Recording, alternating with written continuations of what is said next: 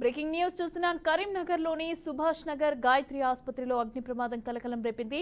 ఇక ఐసీయూలోని ఏసీలో ఒక్కసారిగా షార్ట్ సర్క్యూట్ కావడంతో మంటలు చెలరేగాయి. దీంతో రోగులు తీవ్ర భయాందోళనకు గురయ్యారు. ఇక రోగులందరినీ కూడా వెంటనే బయటకు పంపించింది ఆసుపత్రి యాజమాన్యం. ఇక సమాచారం అందుకున్న అగ్నిమాపక సిబ్బంది తీవ్రంగా శ్రమించి మంటలను అదుపులోకి తెచ్చారు.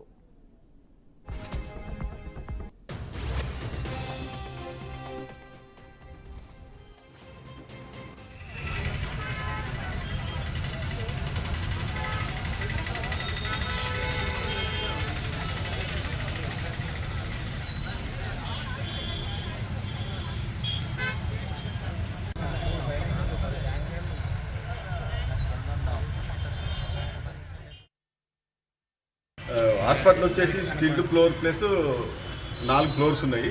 ఇందులో సెకండ్ ఫ్లోర్లో ఒక రూమ్లో మొత్తం 10 రూమ్స్ ఉన్నాయి.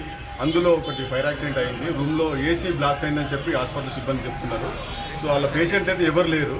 ఇమ్మీడియట్గా ఇక్కడ ఉన్నటువంటి సిబ్బంది అందుబాటులో ఉన్న ఫైర్ ఎక్స్టింగ్విషర్స్తోని ఆ మంటలన్నింటినీ కంట్రోల్ చేయడం అయితే జరిగింది.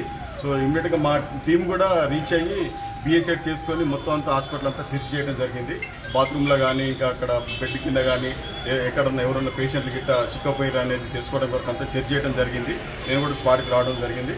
అంతా చెక్ చేసినాము. ఎవరికైతే ఏం కాలేదు. ఇక్కడ డాక్టర్స్ని స్టాఫ్ని ఎంక్వైరీ చేస్తే కూడా ఉన్న పేషెంట్లందరినీ కూడా బయట నియర్ బై హాస్పిటల్కి షిఫ్ట్ చేసినామని చెప్పారు. ఎవరికైతే ఎలాంటి ప్రమాదం అయితే ఈ ఫైర్ యాక్సిడెంట్ మూలంగా అయితే జరగలేదు.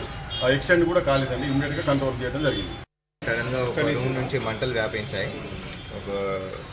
వెంటనే మాకు మా సిబ్బంది ఇన్ఫర్మేషన్ చేశారు. సిబ్బంది వెంటనే దగ్గరలో ఉన్న మన హాస్పిటల్లో ఉన్న ఎక్విప్మెంట్ని బట్టి మంటను ఆపేశారు. దానికి కారణంగా ఏసీ బ్లాస్ట్లా ఫైర్ ఆఫీసర్లు గుర్తించారు, మా వాళ్ళు కూడా గుర్తించారు.